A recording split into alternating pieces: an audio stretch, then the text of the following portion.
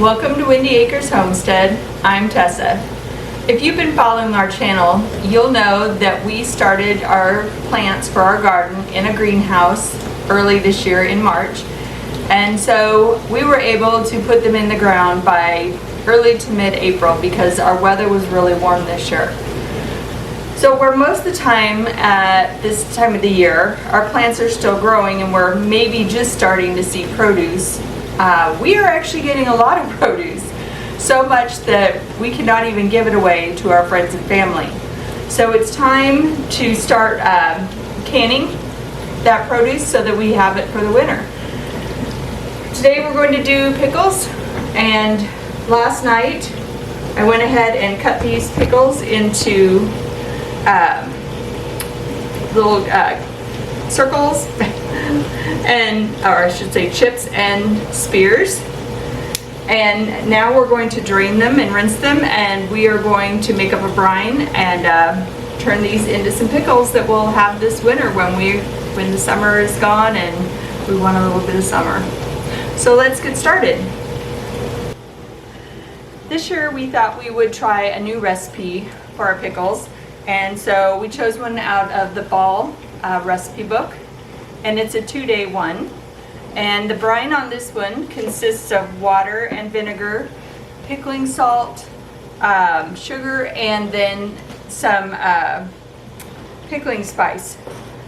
So I've started combining everything together, and I'm just making up the pickling spice ball, which you can mix it up yourself, but I happen to have some yet of this ball's pickling spice, so we're going to go ahead and use that. And I've just put it into a thing of cheesecloth in the recommended amount, and then I am going to go ahead and close it up. Ball does have a lot of recipes available on their website. This doesn't happen to be one of them that's available there. You'd actually have to have the book. But if you know, there's plenty of others to choose from if you need a recipe. Some people have family recipes. We have one that's a family one too, but for today we're going to try something different. So all we did is have some cheesecloth, put the spice in it, and then I tied it up with some twine. And we'll put this in with the water, vinegar, salt, and sugar so that it can get all the good flavors out. Now the other thing to remember is that we're not using regular salt. We're usually using, pickling and canning salt, which is different than regular table salt. So make sure you don't use table salt for this. All right, let's start adding all this together. I've combined all the ingredients here in my stock pot, and you can see my spice ball here.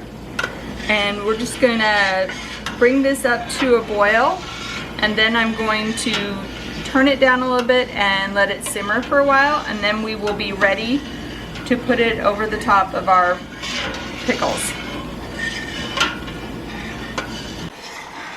The brine has started to boil, and we're going to let it simmer here for a few minutes, and then we will be ready to start filling our jars with our pickles and with our brine. But you can see that it's now more of a yellowish brown color from the spices that were put in it. And it smells really good. I wish you could smell it. And like I said, we'll be filling the jars and starting to ladle it over the top next.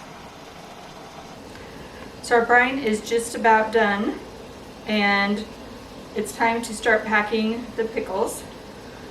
So these jars are hot. I've heated them up, and I'm just going and packing the pickles into them, and it's actually easier to do it for the spears if it's laid on its side. So we're just going to pack all of these, then we're going to add some dill seed, mustard seed, and then I've got this stuff called Extra Crunch, which is supposed to help the pickles stay crunchy and not get soft. And we're going to give it a try, see how it does.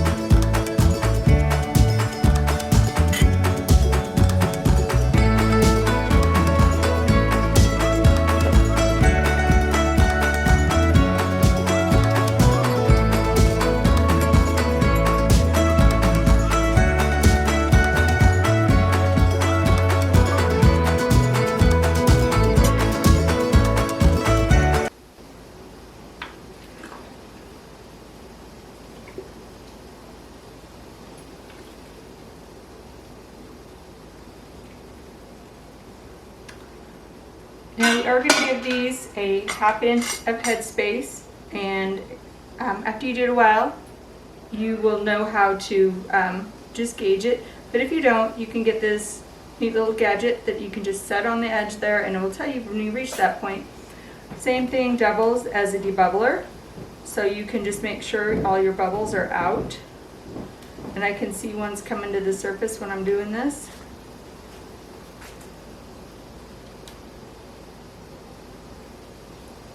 So once you're sure all the bubbles are out, then you can go ahead and put a lid on it.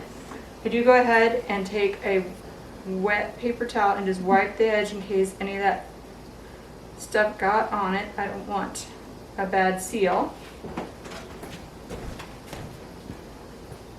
So I've had my lids heating, and they say that you don't really have to do this anymore, but you know what? I just really think it's a good idea. It just softens the rubber on the underside up and makes it seal better. So we just add the lid,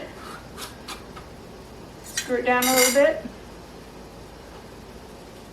tighten it finger tight, and it's ready to go into the canner.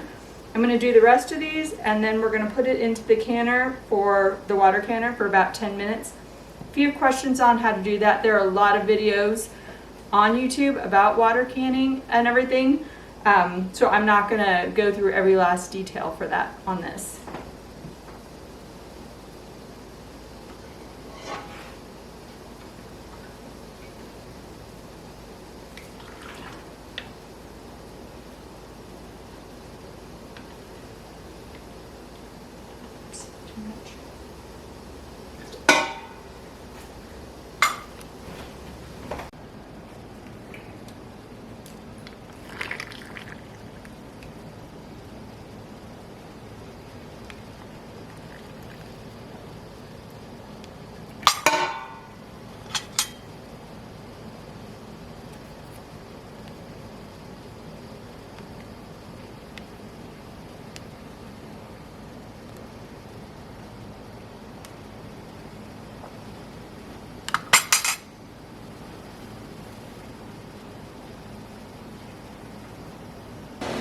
Pickles have processed, and I'm just taking them out of the water canner now.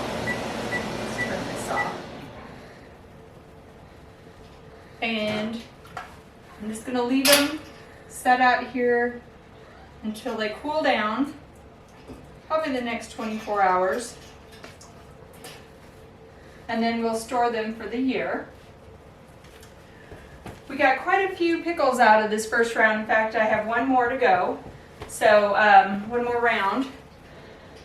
But when we finished packing all of these, we still had some brine left. And so rather than waste it, I went ahead and packed it into jars. And preferably I would have put it into quart jars instead of pints. But pints are what I had already cleaned and sterilized, so that's what I'm going to use.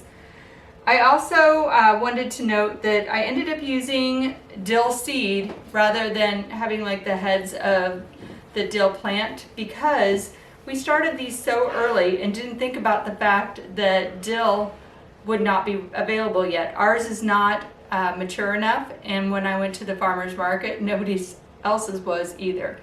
So I had to get dill seed and use that to replace the normal dill heads we would use.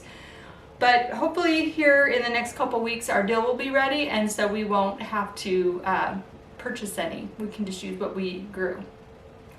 If you enjoyed making dill pickles with us today, please like and subscribe, and we'll see you next time. Have a great week.